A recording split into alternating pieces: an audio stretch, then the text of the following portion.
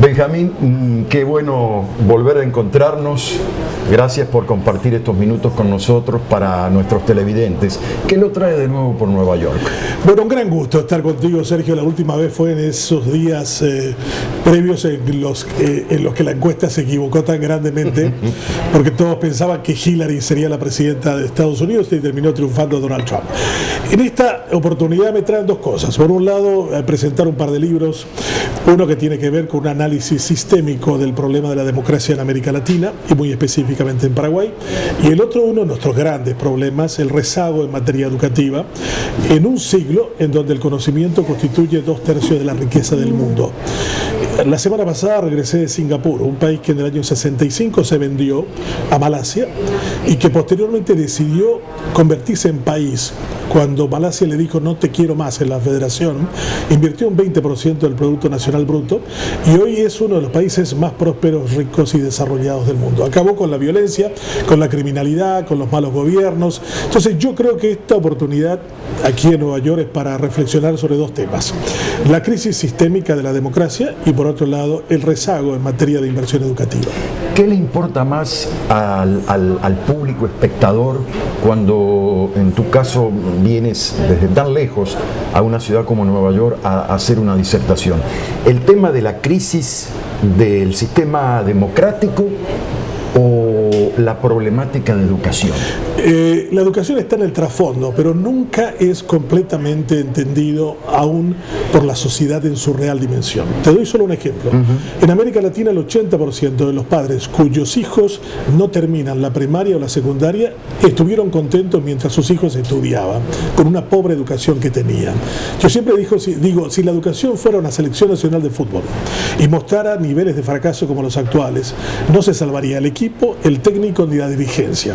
Pero no nos importa mucho el fracaso evidente de la educación en su conjunto. Y la otra cuestión, sí, yo creo que hay un análisis más profundo del tema del sistema democrático y qué pasa para que aparezcan los Trump, los Bolsonaro, y qué pasa en el mundo de la política en general, porque este es un problema que también se discute en Europa, y en donde estamos viendo de que la democracia ha generado un malestar al interior que puede transformarse en un malestar con la democracia. En este momento es un malestar pero lo peor podría ser un malestar con, y eso significaría el retorno del fascismo, los autoritarismos, a los que ya estamos acostumbrados y que casi siempre surgieron cuando las democracias no fueron capaces de interpretar dos cosas: uno, el sentir de la gente, y dos, no mejorar los niveles de gestión en beneficio de ella. Volviendo a la educación, tú mencionaste Singapur. Y Singapur se levantó, si no estoy mal, en base a reforzar la educación. ¿Cuál es el índice de deserción escolar en Latinoamérica? Es altísimo. Si nosotros miramos cuánta gente que empezó la primaria entra a la universidad, te diría el 5%. El 95% se quedó por el camino, acabó con 2 años de primaria, con 4 de primaria. Los motivos de varias, pobreza por un lado, por el otro lado, muy mala calidad de nuestros maestros, escasa capacidad de nuestra malla curricular para interesar, entusiasmar, y una muy pobre inversión en materia educativa. Solamente como detalle, América Latina invierte 6% del Producto Nacional Bruto en materia educativa. En Paraguay, el dictador Stroessner invirtió 1% durante 35 años, y ahora en democracia invertimos 3.3% del Producto Nacional Bruto. O sea, tenemos una combinación de factores que nos lleva a ese fracaso. Y evidentemente en un tiempo en el que importa mucho y vale tanto el tener conocimiento y nosotros no tenemos, nos convertimos en elementos marginales en los que lo único que logramos y muy es claro, por la política. Y los hechos concretos de la marginalidad, que lo vivimos en toda ciudad de América Latina, en todo lo que significa falta de vivienda, falta de empleo, alta criminalidad. Tú me preguntabas por qué Bolsonaro en Brasil, pues yo le digo, ¿por qué no Bolsonaro? Es un ex capitán del ejército en un país donde se matan 60.000 personas por año. 60.000. Eso la gente dice, ¿cuál es el país más violento del mundo? Estoy seguro, Sergio, si le preguntaras a tu audiencia, te dirían Siria, Afganistán, pero nunca acertarían en Brasil. Claro. Nunca dirían que porque Brasil además es el son número muertes uno. silenciosas. Claro, es lo que me decía Luis Eduardo Suárez, quien fue ministro del Interior de Lula. Nosotros, dice, tenemos la suerte o la desgracia de que la violencia no sea considerada como un fenómeno de crisis de tipo mundial y no sea analizado como tal. Entonces, se habla más de la violencia en México, de los 20.000 o 25.000 asesinatos por año, se habla mucho de Honduras, de San Pedro Sula, se habla bastante de las maras en El Salvador. De las maras en El Salvador, que es una transnacional del crimen enorme, pero se habla muy poco de Brasil. Entonces, yo creo que hablamos poco en la medida Además, que otra sabemos cosa, poco. los que no conocemos a fondo el tema, creemos que la violencia está solamente en las favelas. Sí, señor. Hay una violencia todavía mucho mayor, que es la violencia de la desigualdad social. Exacto. Ayer estuve en Santiago de Chile, que es un país que puede ser el primero en América Latina que supere el rasero de ser subdesarrollado, porque están buscando que el ingreso sea de $25.000 por persona, pero es una de las sociedades más desiguales de América Latina en este momento. Eso es verdad. Entonces, a veces esa violencia, que puede ser una violencia física, se transforma en una violencia de tipo social que trae consigo un agravamiento de los niveles de desigualdad y consiguientemente un aumento de los niveles de violencia. Benjamín, ¿cómo comenzás tu conferencia con estos dos temas que verdaderamente son puntuales y no puedo decir que uno es más interesante que el otro? Creo que los dos tienen su propio peso. Una de las cuestiones que siempre suelo reafirmar es ¿por qué nuestro desencanto en la democracia? ¿Qué es lo que nos ha llevado a mirarla con recelo o como la referencia de políticos que han pasado por las casas de gobierno y que se han llevado todo lo que podían ante el descrédito del propio sistema como tal? Yo creo que una de las cuestiones centrales es ¿por qué no entendemos la democracia en esa definición jeffersoniana tan interesante, ¿no? Jefferson decía, la democracia es un sistema político de oportunidades donde cada persona tiene que estar segura de que al menos tiene una oportunidad. O sea, si tú percibes que no tienes oportunidad en lo que se llama democracia, tú no estás viviendo en democracia. Estos libros acaban de ser publicados. ¿En Paraguay solamente o ya están distribuidos? Se están distribuidos en América Latina. Un libro como de educación que pudo haber vendido 10.000 copias en 3 meses es un éxito, significa que hay un público ávido interesado en leerlo. Obviamente. Y el otro tema tiene que ver mucho con la crisis de nuestras democracias, que en el caso puntual paraguayo tuvo una situación que fue muy comentada a nivel mundial con la quema parcial del Congreso, cuando el presidente Cartes en su momento intentó violar la Constitución por el camino de la enmienda y no por el camino de la reforma como tendría que haberse planteado, y que terminó en una tragedia con la muerte de un joven al interior de un partido político. Bueno, sin ir más lejos, el actual presidente hondureño, Hernández, tampoco podía postularse nuevamente y sin embargo, sin ninguna reforma a la Constitución, ahí está. Muchísimos hondureños nos llamaron, y yo escribo en varios periódicos de América Latina, y me dijeron, ¿cómo podemos importar paraguayos a Tegucigalpa? O sea, ustedes como resistencia civil, como sociedad organizada, los medios de comunicación, la sociedad que ganó las calles, terminó parando a un presidente que justamente se había inspirado en el caso hondureño para intentar replicar lo mismo. Y te digo más, porque estas malas costumbres se replican en todo. En esa época, Evo Morales también le pidió a la Corte Suprema de Justicia que le dijera que podía ser reelegible de nuevo, a pesar de que el referéndum revocatorio fue muy contundente diciéndole no más. No. Pero en el caso de Paraguay, en el que Cartes buscó en la Corte Suprema que le dio la razón de buscar la reelección indebida, pero gracias a la manifestación de la gente y la tremenda resistencia civil hizo de que eso no prosperara. Por eso muchos hondureños nos escribieron y dicen, a ver si pueden ustedes exportar paraguayos a Venezuela y a Honduras. Aprovechando tu estadía en Nueva York, me gustaría hacer un repaso más o menos individual de la actualidad latinoamericana. Venezuela. Nunca pensé que el primer país que conocí en mi vida a los 18 años sería hoy calificado como un país inviable. O sea, estas condiciones para ese país son imposibles. Es la representación del fracaso más contundente a nivel mundial, te diría. El país que tiene la mayor cantidad de reservas petrolíferas del mundo, para 500 años, está manejado por una persona que no tiene noción absoluta de lo que significa una república y una nación. Imágenes que nos recuerdan a las estampidas de sirios huyendo de la violencia en Damasco y en otros sitios. Más de 2 millones de venezolanos. Claro, 2 millones de venezolanos. Sí, ven encontré con varios de ellos en América Latina trabajando de taxistas, ingenieros, arquitectos, gente que se marchó porque no daba las condiciones. Venezuela es para mí la representación del fracaso absoluto en términos de gestión política. Bueno, ¿y qué hay de Nicaragua? Nicaragua es el final de una dinastía que repitió lo mismo que había combatido.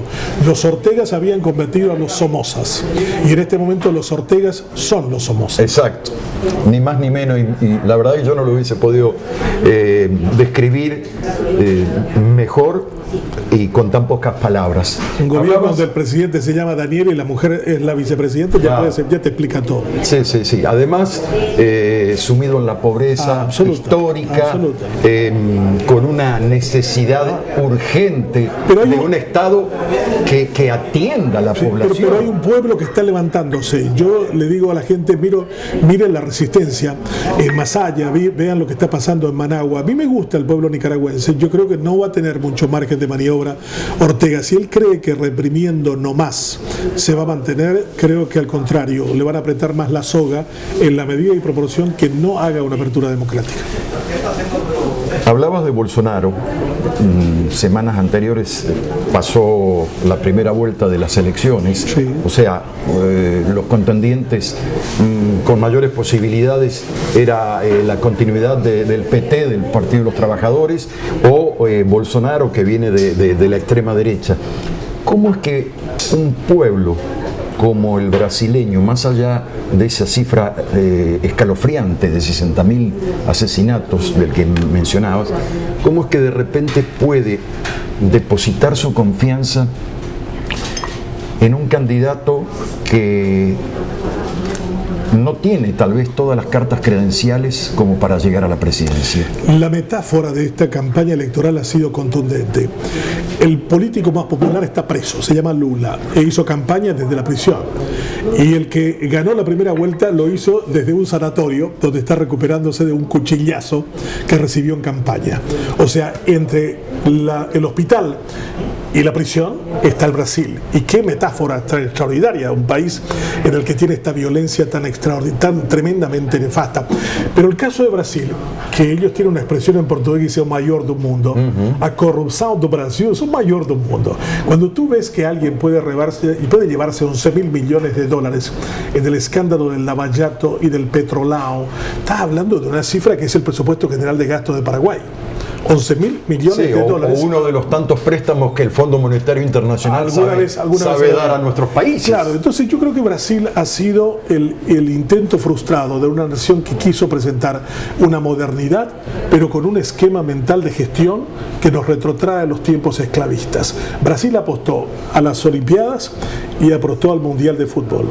Y yo creo que en las dos cosas donde quería presentarse dentro de una sociedad como fracasó en términos también de gestión política. Pero por el otro lado también Brasil se está recuperando de la mano de la justicia.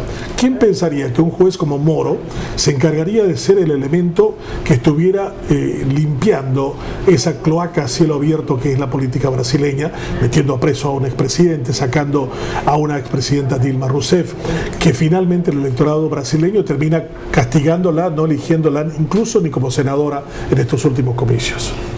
Pero no nos olvidemos de los grupos de poder en Brasil, que son tremendamente importantes y también determinantes. Pero ese grupo de poder interesante, hay un señor que se llama Marcelo Odebrecht, que es el constructor más grande que tiene Brasil y América Latina. Entró preso Marcelo Odebrecht.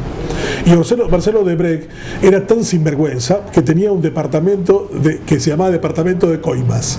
Había una persona que iba registrando la cantidad de dinero que iba pagando a presidentes, diputados, a quien se le pusiera enfrente. Era tan descarado.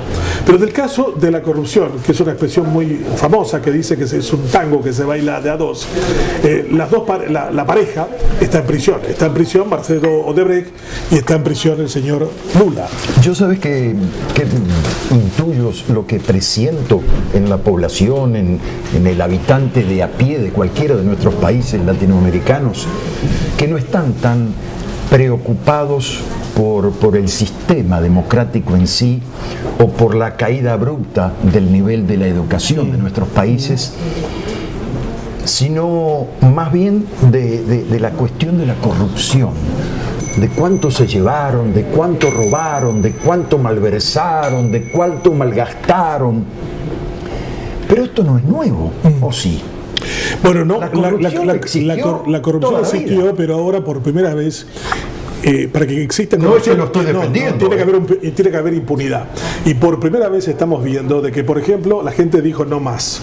Está bien, es escandalosa la corrupción, pero vamos a castigarla. Y así la castigaron a Kuczynski en el Perú.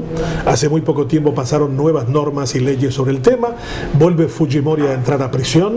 Así también los chilenos dijeron no me gusta que la señora Bachelet tenga un familiar dentro de la estructura que sepa por dónde va a pasar una carretera para comprar los terrenos contiguos, claro, que le dan una ventaja superior. No me gusta eso. No me gusta en Uruguay que el vicepresidente de la República use la tarjeta de crédito de una empresa pública para comprarse joyas y otras cuestiones, y ese señor se llama Sendik, que es el hijo del fundador del Frente Amplio, claro, y terminan desalojándolo a Sendik del poder. Y pasa una cosa igual en Paraguay con Cartes, pasa una cosa igual con Brasil. Pasa lo mismo con Morales en Guatemala. Claro, entonces yo veo, Sergio, de que por primera vez esa cuestión escandalosa de que la corrupción siempre existió, siempre robaron, sí, pero nunca fueron castigados aquellos que eran protagonistas de ella. Por primera vez estamos viendo costos a la corrupción, o sea, cometes un acto de corrupción y eso te tiene un costo político, un costo económico y un costo social. Sí, no, indudablemente hay una nueva manera de gobernar. Dos cosas te quiero preguntar. ¿Qué opinión te merece a ti el gobernante que gana una elección con un discurso y luego cuando llega al poder hace totalmente otra cosa? Bueno, ese es uno de los capítulos de mi libro. ¿Y ahora qué? Itinerario de la eterna desilusión política de América Latina. Es un libro que se publicó en México con 17.000 ejemplares vendidos. El prólogo es de Carlos Mesa, el expresidente boliviano, que ahora se presenta de nuevo para enfrentarlo a Evo. Sí. Y en ese libro yo decía que era una de estas cuestiones todavía del problema del sistema. Tú no te puedes presentar a elecciones prometiendo una cosa que después no lo vas a hacer cuando llegas al poder. O haces todo lo contrario. O lo opuesto. O sea que, en definitiva, yo creo que así como estamos castigando la corrupción, hay otras formas de corrupción que deberían ser castigadas. Hay una definición, uno de los sinónimos de corrupción es echar a perder. Echar a perder. Claro. Y yo creo que estamos echando a perder la relación entre mandantes y mandatarios cuando prometemos una cosa que no la cumplimos. Y cuando eso termina teniendo un altísimo costo, no solo en el mandante, que es el ciudadano, sino en el mandatario y en el sistema democrático como tal. Me parece un acto de cinismo, de incoherencia y de extraordinaria sinvergüencería política el afirmar una cosa que no se lo va a cumplir cuando se trate de gobernar. Nuestros países con economías muy endebles, tambaleantes te diría en muchos casos, no terminan nunca de pararse. ¿Por qué? Porque somos una nación extraordinariamente joven en su conjunto, América Latina, entendida América Latina como un conjunto cultural. 200 años en la vida de nuestros pueblos parece un tiempo notablemente corto comparado con la experiencia de los orientales. Este año estuve en Corea y me maravilló tanto Corea que escribí un artículo que significó un enojo enorme de mis lectores. Si tú entras a Google y buscas el artículo llamado Inútiles, es un artículo pero lapidario con toda América Latina diciendo estos tipos vinieron de una guerra civil que dividió a los países en dos, en Corea del Norte y en Corea del Sur, y estos del sur decidieron tomar en serio la cuestión al punto de hoy tiene una marca de teléfono que vende más que el Producto Interno Bruto combinado de Paraguay, Bolivia, Uruguay y parte de Chile. El modelo de una telefónica coreana, que no sé si puedo decir el nombre, sí, adelante. Samsung, el modelo Galaxy 8 vendió el año pasado $110.000 millones. Wow. El PIB paraguayo es 30. El de Bolivia es 40, el de Uruguay es 60, o sea, todos combinados es una cifra igual o menor que lo que vendió solo un modelo de una marca de telefonía. Y no terminamos de aprender, Sergio, porque nos resistimos como ese adolescente. Esta es una democracia adolescente. Y adolescente significa que adolece, que le falta, que no madura.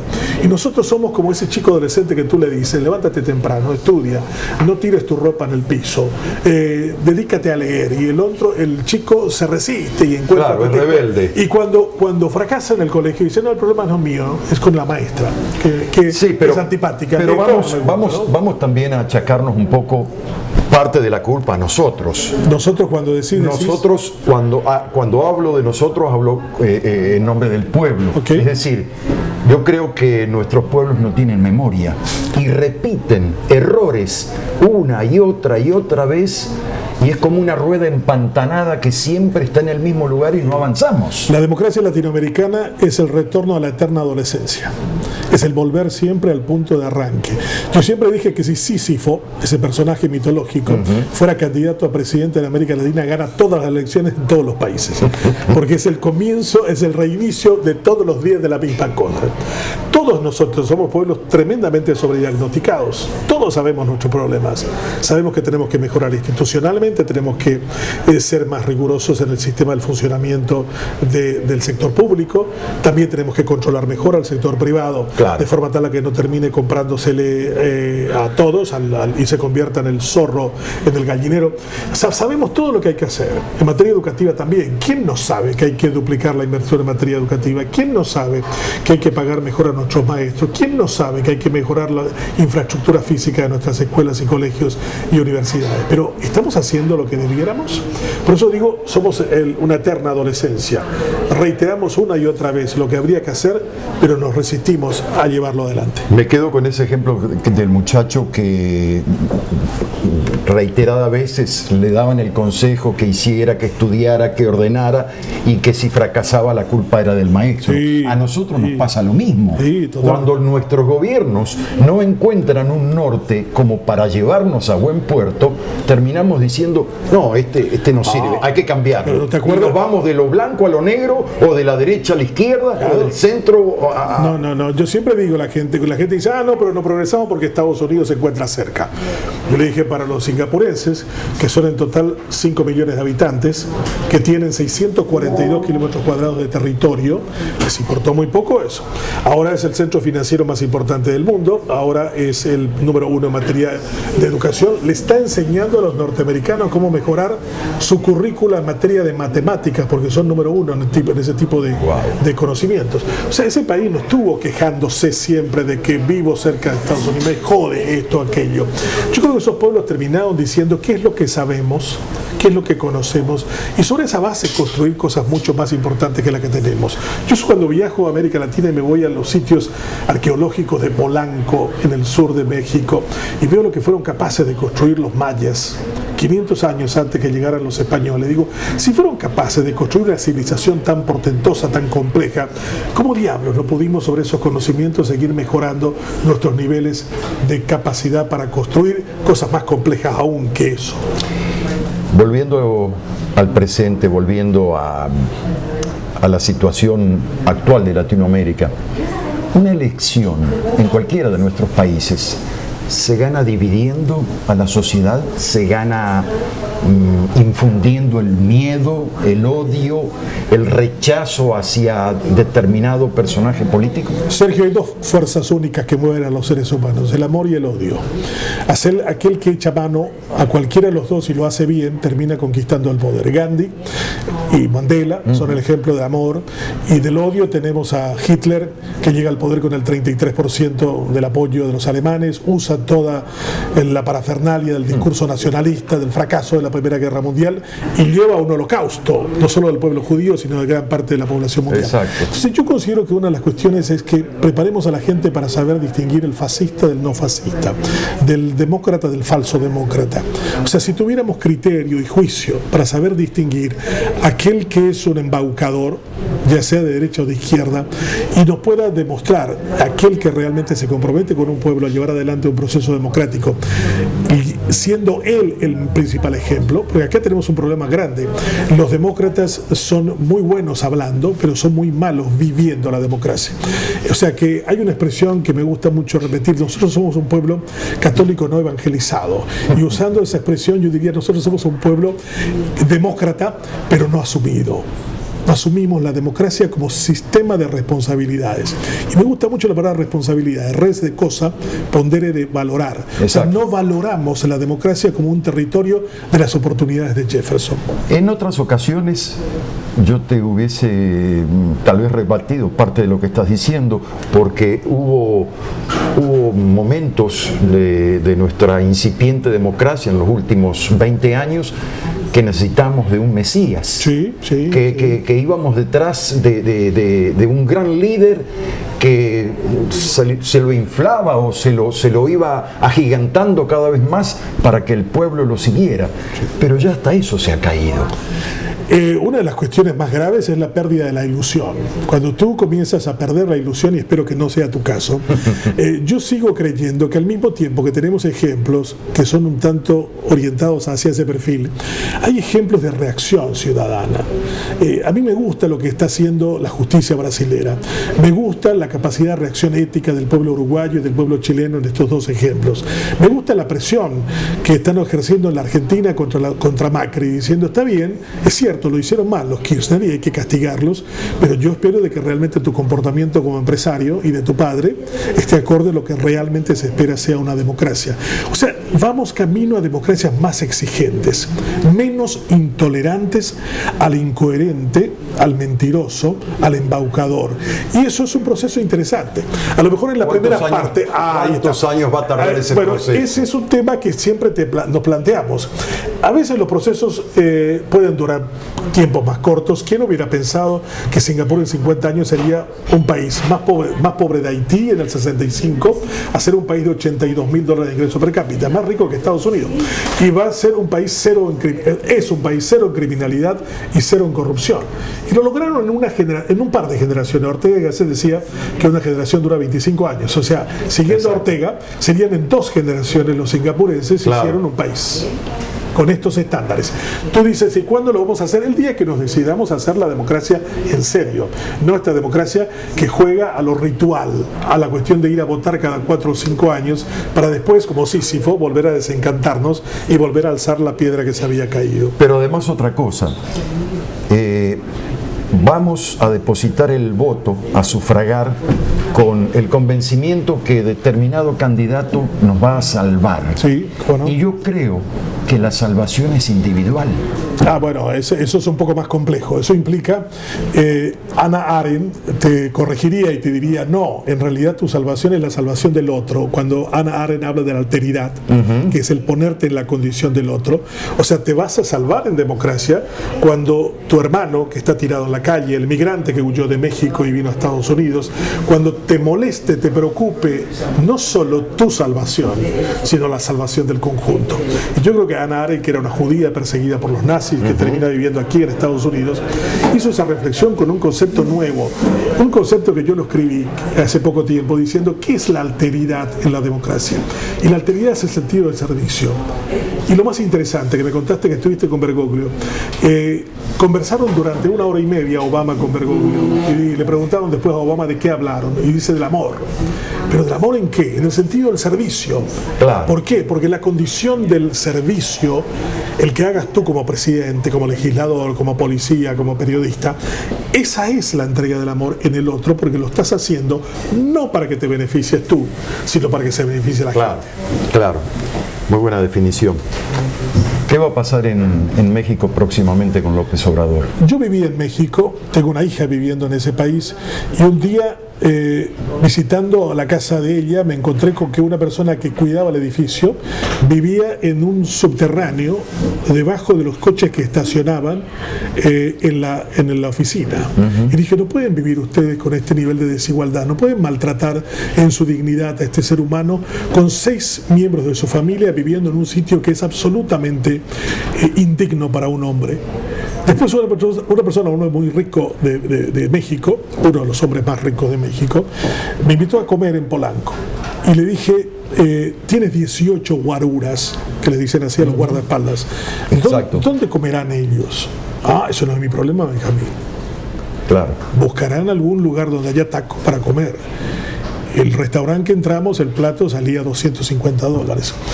México es un país muy desigual y totalmente, muy injusto. Pero no de ahora, de siempre. Sí, tiene 52 millones de pobres. O sea, un país que encuentra que la única manera de poder terminar con esto es poniéndote una máscara y combatiendo un escenario o siendo futbolista o llegar a ser narcotraficante como el Chapo. O sea, un país que ha perdido la ilusión de creer que puede alcanzar las oportunidades en ese país extraordinariamente segregacionista. Tu condición física te termina segregando. Yo amo mucho a México, que el último día que estuve en México, porque viví un año, un amigo muy querido, el gran escritor Carlos Fuentes, que ya falleció, me dijo, Carlos, me dijo, Benjamín, acá en México te queremos por 3 razones. Una, porque eres extranjero. No, 2, porque nos enseñaste cosas que nunca vamos a aplicar. Y 3, porque te vas a ir. Porque si te quedaras te destrozaríamos. Claro. O sea que esa cuestión de un México todavía incapaz de poder enfrentar sus propios fantasmas y que se cubre con máscara para tratar de disimular. A mí me parece muy interesante López Obrador. ¿Hasta dónde puede llegar? Más tarde llegará hasta donde llegue la coherencia, porque ahora le están cuestionando mucho el tema del por qué vas al casamiento de tu cercano colaborador que vive como un rico. Yo creo que las contradicciones más grandes serán entre el discurso de él con la realidad que va a administrar. Exacto. Y México es un país muy desigual, con un hombre como Slim, que es uno de los hombres más ricos del mundo, en uno de los países más pobres del planeta. De sus pobres. ¿Perderá el liderazgo de segunda o primera potencia de Latinoamérica, tanto México como Brasil? Esa es una muy buena pregunta. Ambos disputaron durante mucho tiempo. México decidió una mirada más hacia el norte con el NAFTA, más hacia Estados Unidos y Canadá, y dejó un poco toda la parte del sur. Brasil intentó hacerlo con Lula. Creo que en este momento es un espacio abierto. Creo que hay un modelo de país que puede emerger como antípodas a este modelo de los dos, que es Chile. A Chile lo veo muy fuerte, muy capaz, con un presidente bastante autocrítico, asume la desigualdad y está dispuesto a enfrentarla, y si llega a superar los $25.000 de ingreso per cápita, supera a Brasil y a México por un largo trecho. Pero también tiene un gran problema en educación. Pero ¿por qué? Ese país es el país más adelantado en materia educativa. Cuando tú miras los estándares de Chile, comparados con América Latina, están muy bien. Ellos están tan bien que reclaman una cosa todavía mucho mejor. Allí tú puedes encontrar un chico, que es el dirigente de la Revolución de los Pingüinos, que pide duplicar la inversión en materia educativa. Y no solamente arrodilla a la Bachelet en su primer periodo, después ella termina siendo diputada, porque quieren mejor educación que la que ya tienen. Nosotros, el día que los padres nuestros, de nuestros chicos, hagan una manifestación, Sergio, te hago esta recordación, cuando veas 2 millones de padres de chicos latinoamericanos en Tegucigalpa, en Caracas, en Asunción o en Buenos Aires, diciendo estamos cansados y hartos de esta pobre educación y queremos cambiarla, en ese momento yo sí veré un cambio enorme. ¿No crees que la educación es responsabilidad de los gobiernos? Es responsabilidad colectiva. ¿Por qué? Porque la cuestión educativa, yo voy ahora el próximo viernes a enseñar en Harvard, me quedo ahí una semana, ¿no? Entonces, cuando uno mira por qué hicieron tan buena universidad en Harvard, sencillo, no, pero aunque el gobierno lo hiciera, esa universidad tiene el 75% de sus estudiantes con becas. 75% becados, full tuition, half tuition o lo que sea. Y lo hacen sobre la base de una donación que hacen sus alumnos, que se volvieron después grandes empresarios. Ahora acaban de hacer una colecta de $9.600 millones, tiene $42.000 millones en endowment, en fondos de reserva. Claro. O sea, cuando tú dices, bueno, el éxito norteamericano en materia universitaria es el éxito del sector público, yo diría no. El sector público entendido como lo colectivo, sí, pero entendido como lo del gobierno solo, no. La educación tiene que ser transversal, le tiene que importar tanto al empresario como al gobierno. El gobierno tiene que decir, aquellos que no lo pueden hacer, yo lo voy a ayudar. Le voy a dar una excelente escuela primaria, una escuela secundaria muy buena, y le voy a dar chance para tener una universidad pública que tenga el mismo nivel que tengan las universidades privadas. Mi primera universidad en Estados Unidos, mi primera maestría en Estados Unidos es la Universidad de Minnesota. en San Paul y en Minneapolis. Esa universidad pública es ahora una de las 100 mejores universidades de Estados Unidos. Del mundo, claro. Si tú miras el chart de Shanghai, esa es una universidad pública y se dedicaron a hacerlo de muy buen nivel. Pero bueno, Minneapolis y Minnesota en particular es un poco también la síntesis de la migración escandinava, la migración alemana. Claro. Hay otros factores que hicieron que eso se jugara favorablemente. Pero yo creo que en este país, Estados Unidos es muy criticable por muchas cosas, pero yo siempre le digo, le saco el sombrero siempre en la materia de cómo se hace universidad. Yo estudié aquí en Minnesota, en Syracuse y en Harvard, y he visto en el terreno práctico de cómo lograron hacer universidad de muy alto nivel sobre la base de un compromiso colectivo de inversión entre todos. Penúltima pregunta. A corto plazo, hablemos, muchos de nuestros países renuevan autoridades en el 2020, sí. 2019, 2021. ¿Qué va a pasar en Latinoamérica a partir de fin de año para adelante? Mira, hay dos locomotoras políticas que van a decirnos mucho las tendencias, Brasil y México. Bolsonaro y del otro extremo López Obrador nos van a decir cuáles son las tendencias y vamos a mirar mucho cómo se mueven ellas para entender cuál va a ser el destino. Ahora se habla como todos asustados, golpeándose el pecho y las jaculatorias de la izquierda. ¿Qué hicimos para merecer Bolsonaro? Un tipo que dice Dios, patria y familia, que es una cosa que nos recuerda al fascismo de Franco, el de Mussolini o el de Hitler. Pero yo le diría al revés a los de la izquierda. ¿Qué hicieron cuando tuvieron el poder? Miren los niveles de corrupción. Se perdieron 20 años de la explosión más grande de las materias primas nuestras exportadas al mundo. Chile exportó el 72% a China. Su principal socio comercial no es Argentina, no es China, es China. Nosotros tuvimos muy buenos precios. Tú puedes imaginarte, Hugo Chávez, cuando sube el petróleo $8 el barril, en el medio de su gestión 130. Claro. Con 130 tendría que haber sido Doha, Caracas, y no lo es. Y Caracas terminó siendo un suburbio marginal, igual que cualquier favela de Río de Janeiro. Por último, ¿dónde la gente consigue tus libros, tus últimos libros? Bueno, esto lo voy a... Los interesados que de repente quieren comprar esto lo pueden comprar en Amazon. Okay. Sí, así lo pueden tener. Eso es el método más eficiente de distribución que se tiene sobre el tema. Claro. Y también en las buenas librerías en América Latina lo pueden encontrar. Benjamín, siempre es un gran gusto hablar contigo.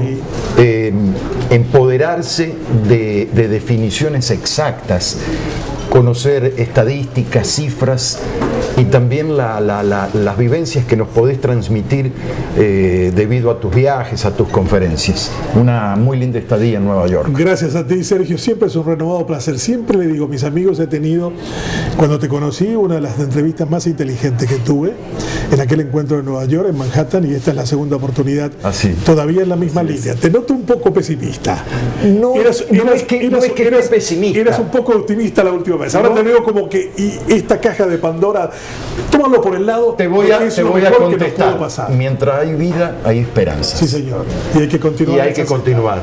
Y hay que seguir jalando la carreta, como dicen los hermanos mexicanos, pero ante tanto bagaje de mala información, pero te repito, y de acontecimientos abrumadores, grises, negros y tristes, uno no puede dejar de bajonearse un poco. Te echaría al último la expresión bíblica que se repite en todos los libros sagrados, aquello de cuando más oscura está la noche, más cerca está el amanecer. Exactamente. Yo creo que hay signos que a mí me estimulan bastante. Participación cívica como nunca habíamos tenido, repulsa a la corrupción y el fin de la impunidad, transformación de los modelos institucionales en forma de constitución. Evo Morales cree que, interpretando la Corte, diciendo que el derecho humano de él para ser candidato es más importante que el referéndum revocatorio que convocó y que la sociedad boliviana le dijo, estamos cansados de ti, vete. Él cree que con eso ha resuelto el problema. No. Ha aumentado el tamaño del problema y con eso también ha puesto un entredicho el futuro suyo en términos particulares. Gracias, Sergio, por esta magnífica oportunidad. Gracias al atardecer a ti, todavía Benjamín, con cierto calor. Y bueno, lo mejor de los éxitos, cada que vengas a Nueva York me gusta conversar contigo, conocer tus impresiones, tu punto de vista y que, como decía recién, que nos transmitas esas experiencias que vas recogiendo alrededor del mundo. Yo sé que te apasionan ambas cosas, así que te voy a autografiar estos dos libros para ti. ti. Muchas gracias. Gracias a ti. Nuevamente, Gracias, repito, Eric. gracias. Gran placer.